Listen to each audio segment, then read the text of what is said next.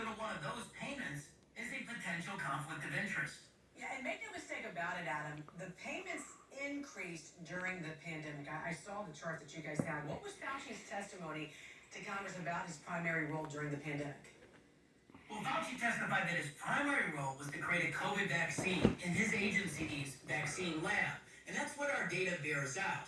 So Dr. Fauci and his scientists, they created a COVID vaccine and other COVID therapeutics. They licensed those to pharmaceutical companies.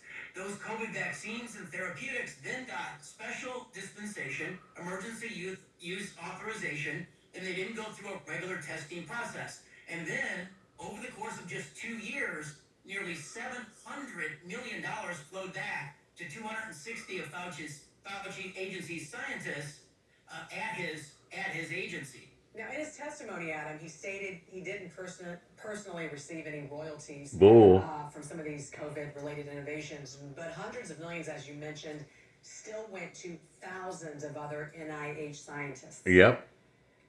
Yeah, and our data bears that out. We don't believe that Dr. Fauci personally profited on third-party royalties from the COVID innovations, but Jan, he created a system whereby thousands of NIH scientists received hundreds of millions of dollars on third-party paid royalties. The system actually was big government enriching big pharma and vice versa. Every single year, NIH doles out about $32 billion worth of grant making to the entire healthcare system across the country. Buys you all the research. They still are.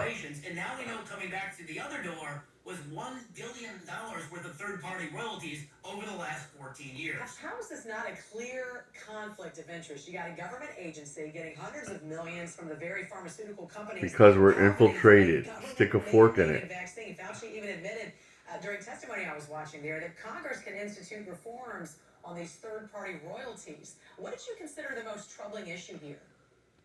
Well, the top companies on the most payments of third-party royalties to the National Institutes of Health and Fauci's Institute itself, there are two Chinese vaccine makers owned by the Chinese Communist Party.